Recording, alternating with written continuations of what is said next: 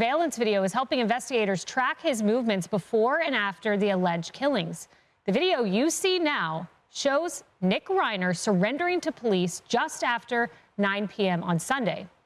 Now watch this. This is new video. It's surveillance video, and it shows Nick Reiner calmly walking outside a gas station. That gas station located very close to the Brentwood home in which the murders took place. This was just before midnight on Saturday. For decades, Rob Reiner has held a familiar and influential place in American public life. The acclaimed filmmaker, the outspoken political advocate, the cultural voice who has never been shy about drawing moral lines and warning the public about dangerous behavior. Across interviews, televised panels, documentaries, and public appearances, Reiner has consistently positioned himself as someone willing to speak plainly about right and wrong. He has warned about the cost of ignoring warning signs. He has emphasized that accountability is not optional, but essential. And he has repeatedly argued that silence, when problems are allowed to grow unchecked, can itself become a form of harm. This posture of certainty has been a defining feature of his public identity. It's what made him a trusted commentator to some and a polarizing figure to others.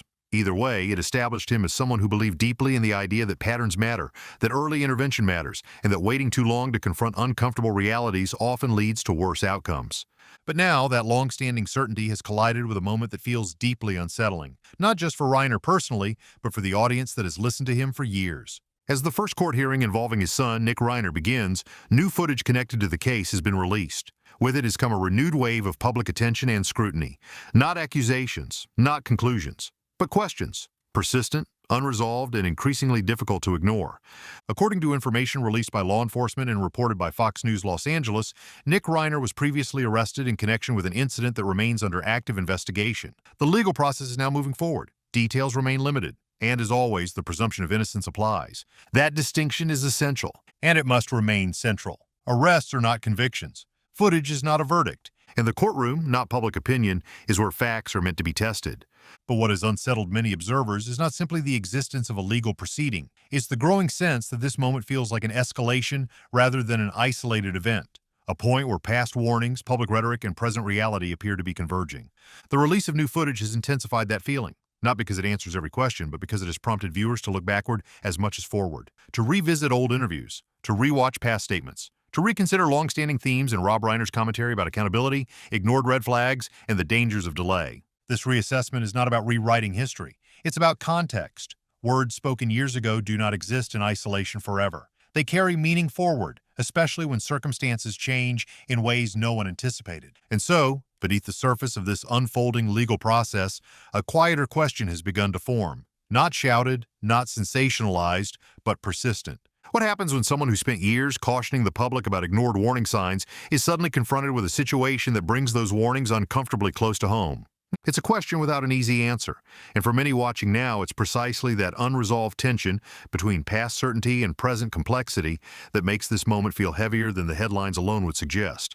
Rob Reiner has never been subtle in how he talks about accountability. Across decades of appearances on cable news programs, podcasts, and political roundtables, he has consistently framed himself as a moral interpreter, the person invited into the conversation to explain why certain behaviors are dangerous, why patterns matter, and why society so often waits too long to confront problems that are plainly visible in hindsight. In interview after interview, Reiner has argued that character is not revealed in moments of success or public praise, but over time, through repetition. Serious problems, he has said, rarely arrive without warning. They tend to develop gradually, signaled by smaller moments that are easy to rationalize away. Troubling behavior becomes normalized by familiarity, softened by loyalty, and excused by proximity, until the point where denial is no longer possible and consequences force recognition. In one interview that has now begun circulating again, Reiner spoke directly about the human tendency to overlook uncomfortable truths when they involve people close to us. He warned that emotional attachment can distort judgment, that power and reputation can create blind spots, and that the desire to protect those we care about can delay necessary confrontation. Family loyalty, he suggested, while deeply understandable, can sometimes become the very reason problems are allowed to grow unchecked. At the time, these remarks were framed as cultural commentary. They were treated as insight. They were applauded, shared, and quoted approvingly as examples of moral clarity. Today, those same words are being heard differently. To be clear, this shift in perception does not rest on allegations. No one is claiming that Rob Reiner ignored criminal behavior or enabled wrongdoing. There is no public evidence suggesting that, and this should not be framed as an accusation. That distinction matters and must remain intact. What has changed is not the content of Reiner's statements, but the context in which they are now being revisited. The words themselves have not shifted. The certainty with which they were delivered has not faded. but they now exist alongside a situation that is no longer distant, theoretical, or safely removed from personal experience. It is close, it is real, and it is moved from abstract principle to lived reality. That proximity has given those past statements a different weight, not because they prove hypocrisy, but because they test consistency. They invite comparison between rhetoric and circumstance, between long-held standards and moments when those standards become difficult to apply. Another resurfaced clip shows Reiner discussing what he once described as selective outrage, the tendency, he argued, for influential figures to condemn strangers quickly and loudly while hesitating to examine their own inner circles with the same intensity. Moral courage, he suggested, is revealed not in how forcefully we criticize others, but in whether we apply the same scrutiny inward.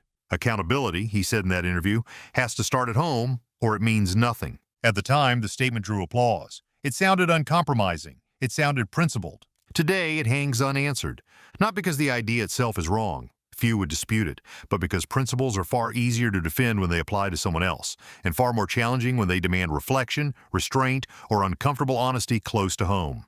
When news first broke of Nick Reiner's arrest, the initial reporting was notably restrained. Law enforcement confirmed the arrest. Fox News Los Angeles reported the basic, verifiable facts. There was no rush to speculate, no dramatic framing, no public verdict rendered in headlines or on panels. That restraint matters, because arrests are not convictions. Court hearings are not conclusions. And responsible analysis depends on respecting the difference between allegation, process, and outcome. Now, as the first court proceedings begin, attention has sharpened. Not out of voyeurism or spectacle, but because legal processes carry weight. They introduce structure. They impose timelines. They move situations out of rumor and into formal accountability. Courtrooms do not answer every question immediately, but they signal that events are no longer hypothetical. Still, legal caution remains essential.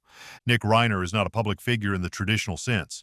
He did not seek influence, visibility, or a platform built on moral authority. He did not position himself as a cultural guidepost. His father did.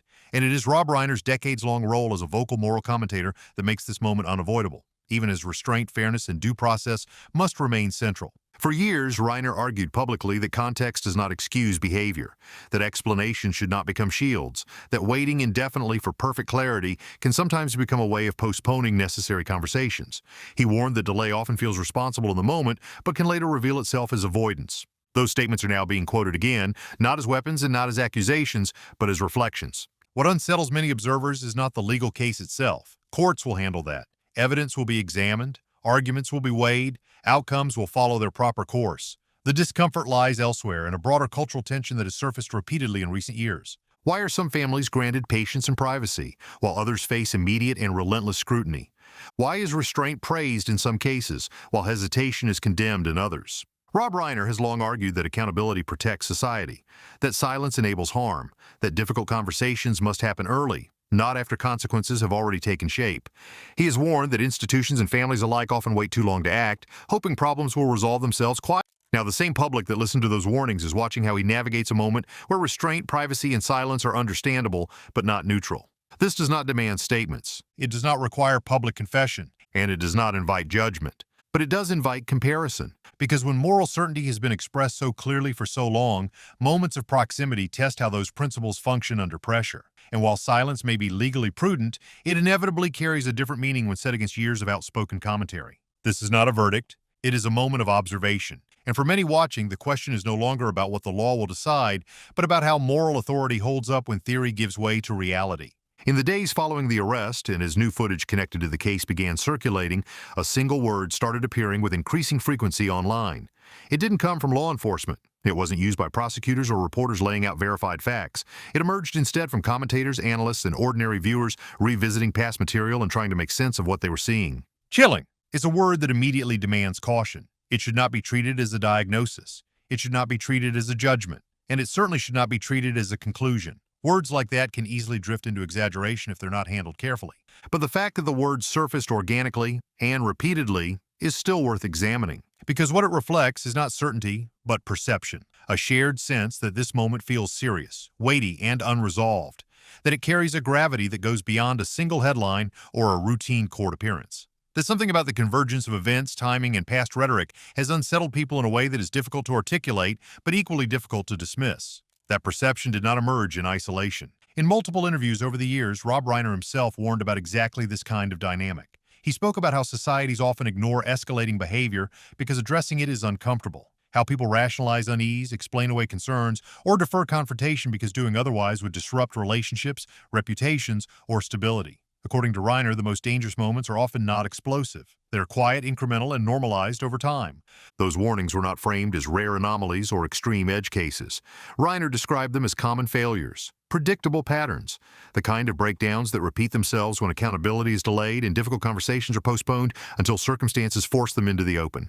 He emphasized that by the time a situation finally commands attention, it often feels sudden, even though in retrospect the warning signs were visible all along. Now, in light of recent developments, some viewers are asking whether those same dynamics might apply here, not as a declaration, not as an accusation, but as a question that refuses to settle quietly. It's a question shaped by contrast between past certainty and present ambiguity, between long-standing warnings and an unfolding legal process that is still incomplete, between a public figure's rhetoric about confronting discomfort early and a moment that now demands restraint, patience, and silence. That tension is what gives the word chilling its staying power, not because it claims to explain anything definitively, but because it captures the unease of not knowing how, or whether, those earlier principles will be reconciled with present reality. This is not about assigning meaning prematurely, it's about acknowledging that perception matters, especially when it emerges from a public figure's own language echoing back at an unexpected moment. And until the legal process runs its course, that perception will remain suspended, unresolved, cautious, and quietly persistent. One reason this story resonates so strongly is because it exposes how unevenly accountability is applied in modern media, a reality many people intuitively sense but rarely see illustrated so clearly. The reaction is not driven solely by the facts of a single case, but by the broader framework through which those facts are filtered, emphasized, or quietly minimized. When allegations or legal trouble involve individuals without cultural insulation, people lacking institutional backing, media goodwill, or ideological alignment, the response is often immediate and unforgiving. Headlines multiply quickly. Speculation fills airtime. Panels moralize before details are settled. Social media moves even faster, flattening nuance into certainty and turning incomplete information into permanent judgment. In those cases, restraint is treated as weakness, and patience is framed as complicity. But when a situation touches someone embedded within the cultural elite, someone aligned with favored causes, respected institutions, and long-standing media relationships, the tone often shifts in subtle but unmistakable ways. The language softens, the coverage narrows, the urgency fades. Stories become quieter, more technical, more cautious. Questions that would normally be asked out loud are deferred or avoided. Commentary that might otherwise interrogate patterns or context instead emphasizes privacy, restraint, and waiting, values that are rarely extended with equal generosity to those outside that protective circle. Rob Reiner has existed comfortably within that ecosystem for decades. His public statements have typically been treated not as arguments to be examined, but as conclusions to be accepted. His moral judgments are rarely challenged with sustained scrutiny.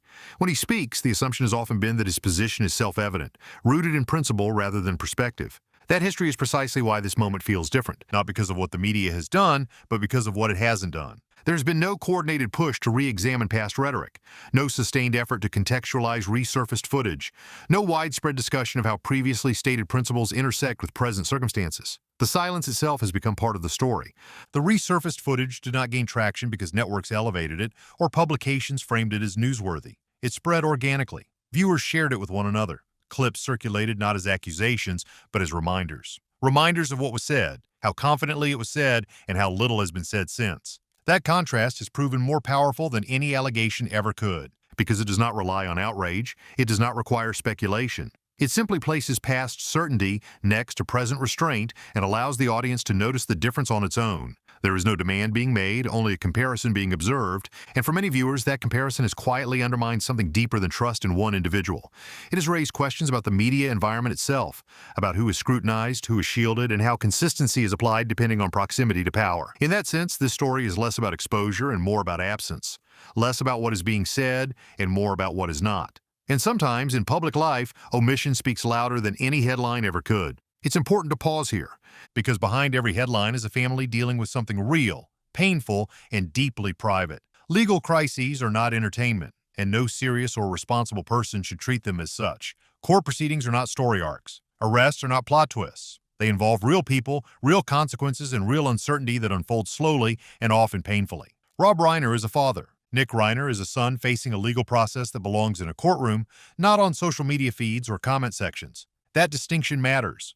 The justice system exists precisely to separate facts from emotion, evidence from speculation, and outcomes from public pressure. Nothing about this situation should be taken lightly, mocked, or sensationalized. Compassion and restraint are not weaknesses here, they are necessities. At the same time, another truth exists alongside that human reality. Public figures do not get to fully separate their moral branding from their lived reality when those realities collide. That is not a demand for punishment. It is not a call for outrage, and it is certainly not an argument for guilt by association. It is a call for consistency. For decades, Rob Reiner has chosen to occupy a role that goes beyond filmmaking or political advocacy.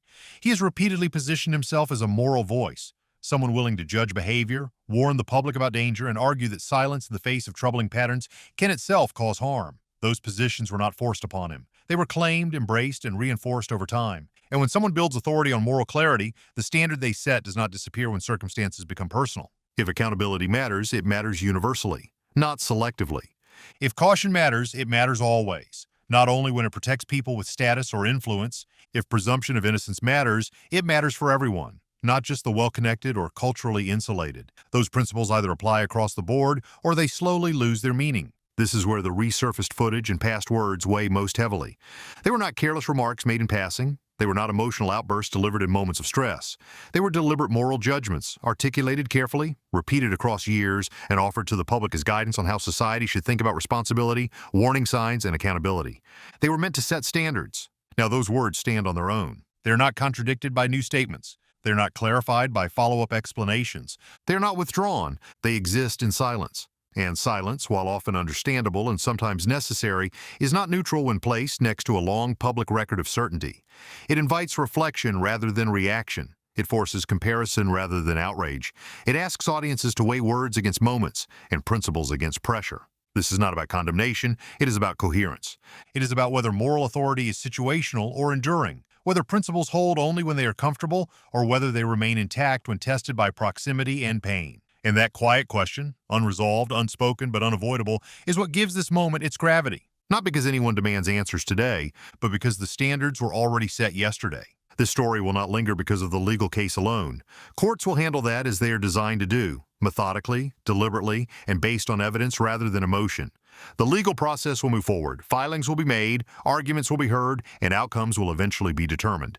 That part of the story has a defined path. What will cause this moment to linger is something less procedural and far more cultural. It highlights a pattern that many Americans are increasingly unwilling to ignore, a cultural class that speaks loudly and confidently about morality, accountability, and ethical responsibility, but expects restraint, patience, and quiet when consequences draw near to home. A class accustomed to defining standards from a distance, now confronted with the discomfort of proximity. For years, Rob Reiner has spoken about leadership not as a title, but as a test. He's argued that leadership is revealed in moments of discomfort, not applause. That silence, particularly when difficult conversations are required, can itself become a form of avoidance. That moral authority is not something a person declares. It is something proven under pressure. Those words were delivered with certainty. They were repeated. They were offered as guidance. And now they exist permanently in the public record. That record doesn't demand punishment. It doesn't call for spectacle. It doesn't invite revenge. It invites comparison. The public watching this unfold is not searching for drama. It is watching quietly, measuring words against moments, principles against circumstances. Not to condemn, but to understand whether those principles still apply when they are no longer abstract or convenient. Because values that only function at a distance lose their force. And moral authority that cannot withstand discomfort reveals something important. Not just about one individual, but about the culture that elevated certainty without ever demanding consistency. This story lingers not because it is unresolved, but because it asks a question that cannot be answered quickly or easily. When reality tests rhetoric, which one holds? If this breakdown helped you understand why this story continues to resonate, make sure you're subscribed. We focus on careful, fact-grounded analysis. Not outrage, not speculation, and not double stand. And if you want to support independent commentary that takes consistency seriously, check out our merch store. The link is in the description. This story isn't about rushing to judgment. It's about paying attention. Because accountability only works when it applies evenly. And principles only matter when they're tested. Thanks for watching. And remember, critical thinking isn't optional anymore. It's essential.